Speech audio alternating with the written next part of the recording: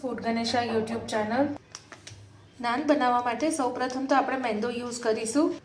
તંદૂરી રોટી બનાવવા માટે પણ આ જ મેથડ છે. તો 1 વાટકી, બીજી વાટકી, 3 વાટકી આપણે મેંદાનો લોટ લીધો છે. મેંદાનો લોટ એડ કર્યા પછી આપણે કુકિંગ સોડા એડ કરીશું, અડધીથી પોણા 1 ચમચી ટાટાના. તેનાથી નાન એકદમ જ સરસ સોફ્ટ થશે.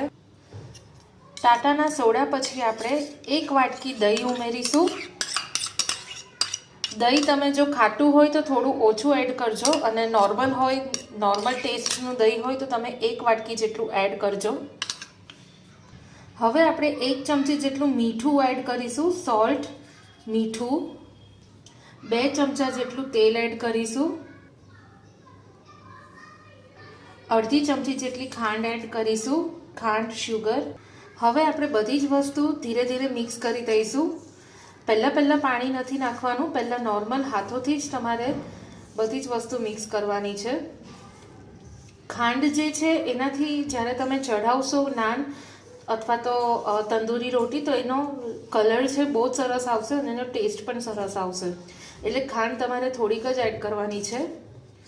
અને સાથે જ ટાટાનો સોલ્ટ એ પણ આમાં બહુ જ જરૂરી છે, કારણ કે આ વસ્તુ ઘણા લોકો ઓવનમાં બેક કરે છે. જો ઓવનમાં તમારે બેક કરીને કરવું હોય તો એમાં 1 ચપટી જેટલો બેકિંગ પાવડર એડ કરજો.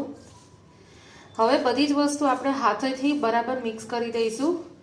હવે આપણે પાણી એડ કરીશું ધીમે ધીમે. જેમ આપણે રોટલીનો લોટ બાંધીએ એમ આપણે ધીરે ધીરે પાણી એડ કરીને લોટ બાંધવાનો છે.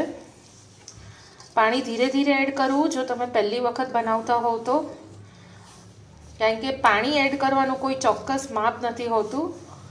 એટલે આપણે ધીરે ધીરે એડ કરીશું અને બધું જ લોટ મિક્સ કરતા જઈશું. બધા જ ઇન્ગ્રીડિયન્ટ્સ આપણે આ રીતે મિક્સ કરતા જઈશું. જ્યાં જ્યાં તમને કોરું લાગે, જેવી રીતે અહીંયા કોરું છે તો આપણે ત્યાં થોડું પાણી એડ કરીશું અને પાછું બધું જ આપણે લોટ બાંધવામાં લઈ લઈશું મિક્સ કરીને. આ જ રીતે તમારે લોટ બાંધવાનો છે જેમ તમે રોટલીનો લોટ બાંધતા હોવ.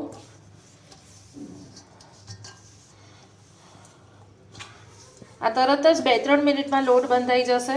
આ નોર્મલ સ્પીડ સાથે હું વિડીયો બનાવું છું, કોઈ એડિટ કે કશું જ નથી. હવે આપણો લોટ બંધાઈ ગયો છે. આને આપણે 2 થી 3 કલાક સુધી એમનો એમ રવા દેવાનો છે. પણ એ પહેલાં લોટને વધારે સ્મૂથ બનાવવા માટે આપણે આ રીતે 1 ચમચી જેટલું ઓઇલ સ્પ્રેડ કરીશું અને લોટ ઉચકીને આપણે ઓઇલ બરાબર આ જે વાસણ છે એમાં આ રીતે સ્પ્રેડ કરી દઈશું. અને પછી આપણે ઊંધું અને ચત્તું આ રીતે લોટ મસળવાનો છે, વાસણ લૂછતા. એનાથી જે ટેસ્ટ છે અને સોફ્ટનેસ બહુ જ સરસ આવે છે. આ રીતે આપણે જો તમે વધારે ક્વોન્ટિટીમાં યુઝ કરતા હો, મેંદો વધારે લોકો માટે બનાવવાના હો, તો આમાં થોડું તમે તેલ વધારે એડ કરજો. બસ આ જ રીતે આપણે બધું જ તેલ લૂછી દઈશું વાસણમાંથી અને આને સરસ મસળી દઈશું. હવે આપણે ઓછામાં ઓછા 2 કલાક સુધી લોટને બરાબર ઢાંકી દઈશું. વાસણથી ઢાંકી શકો છો અથવા તો ભીના કટકાથી પણ ઢાંકી શકો છો. આપણે 2 કલાક એમનું એમ રહેવા દેવાનું છે. લીલું લસણ, શિયાળાની સિઝનમાં લીલું લસણના પત્તા લીલા અને કોથમીર આપણે બંને જ એકદમ ઝીણું ઝીણું બારીક સમારી રાખીશું. પછી આ રીતે આપણે તમે જોઈ શકો છો લોટ એકદમ જ ફૂલી ગયો હશે અને આપણે આ રીતે ફરીથી મેશ કરી દઈશું. આમાં હવે ઉપરથી તેલ નાખવાની જરૂર નથી. જો તમારે તેલમાં ફરીથી આને મસળવો હોય તો મસળી શકો છો, પણ આમાં શરૂઆતમાં જ મોણમાં મેં ઇનફ તેલ નાખેલું એટલે હું અત્યારે નથી કરતી. જો તમે ઉપરથી તેલ ઓછું લાગે તો તેલ સ્પ્રેડ કરીને પાછો લોટ મસળી શકો છો. તો 2 મિનિટ આપણે મસળીશું.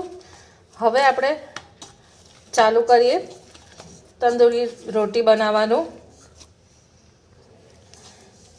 એક મોટી સાઈઝનો આપણે લુવો લઈશું, જે આપણે ભાખરીનો લુવો લઈએ એમ, અને એને બરાબર દબાવીને આ રીતે ગોળાકાર લુવો બનાવીશું. લુવો બનાવ્યા પછી તમારે આ રીતે વાટકીમાં મેંદાનો થોડો લોટ રેડી રાખવાનો છે. થોડું પાણી ભરેલું છે ડીશમાં. લીલું લસણ અને કોથમીર એકદમ ઝીણી ઝીણી સમારી છે. અને આપણે થોડા તલ લઈશું. બટર લઈશું નાન ઉપર લગાવવા માટે.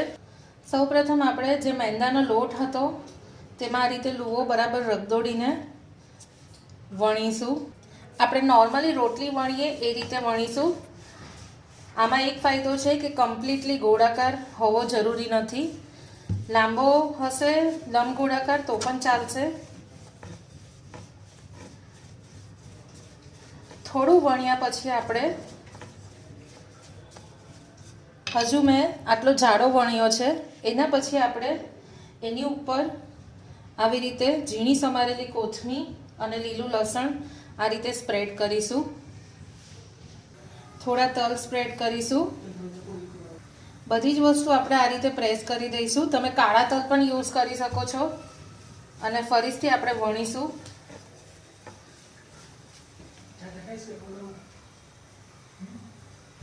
ધીરે ધીરે વણવાનું છે તમારે. જરૂર પડે તો તમે થોડો લોટ સ્પ્રેડ કરી શકો છો જેથી વણવામાં ઇઝી રહે. આપણે તવી ઉપર બનાવવાના છે નાન અથવા તો તંદૂરી રોટી. બંનેની મેથડ સેમ જ છે. એટલે આપણે થોડા પાતળા રાખીશું. એકદમ રેસ્ટોરન્ટમાં જેમ જાડા મળે એવા નહીં રાખીશું જેથી ચઢવામાં સરળતા રહે. આ રીતે બધી જ બાજુએથી બરાબર વેલણ પ્રેસ કરીશું જેથી તલ અને કોથમીર છે એ સરસ ચીપકી જાય. કોઈ પણ શેપમાં તમે વણી શકો છો. થિકનેસ છે એ તમારે ઓલ ઓવર સરખી રાખવાની છે. તવો મેં ઓલરેડી ગરમ કરવા મૂકી દીધો છે. હવે આપણે આ જે વણ્યું બેક સાઈડ આપણે પાણી લગાવીશું. હવે જે બાજુ આપણે પાણી લગાવ્યું છે એ બાજુ પહેલા તવા ઉપર મૂકવાની છે. બધી જ જગ્યાએ થોડું થોડું પાણી લગાવીશું આપણે. એટલે જ આપણે એક થાળીમાં પાણી તૈયાર રાખીશું.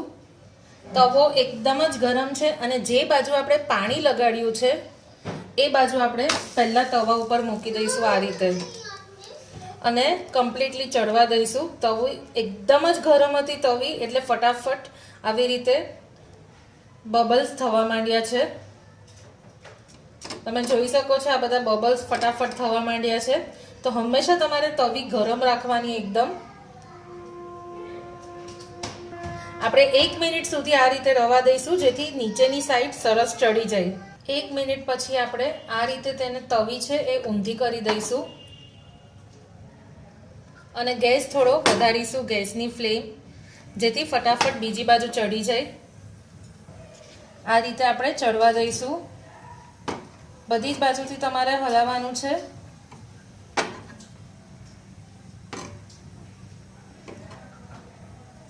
જેથી નાન છે એ સરસ ચડી જાય.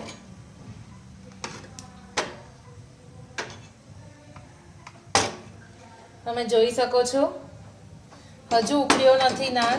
સરસ ચીપકેલો રહ્યો છે. હવે આપણે તવેતાથી ધીમે ધીમે નીચેથી ઉખાડી લઈશું અને બંને બાજુ ચેક કરીશું.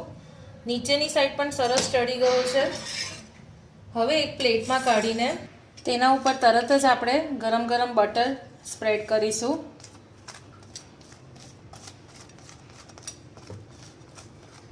તો આપણે કમ્પ્લીટલી ઘરે બનાવ્યો છે ઘરના જ ઇન્ગ્રીડિયન્ટ્સમાંથી. બટર કે તેલ ગમે તે લગાવી શકો જે ટેસ્ટ તમને વધારે ગમે. તો આ રીતે તમે એક વખત જરૂર ટ્રાય કરજો. આમાં હજુ તમે બેકિંગ પાવડર એડ કરી શકો જે મેં બેકિંગ પાવડર એડ નથી કર્યો. આને તમે કોઈ પણ પંજાબી સબ્જી સાથે સર્વ કરી શકો છો.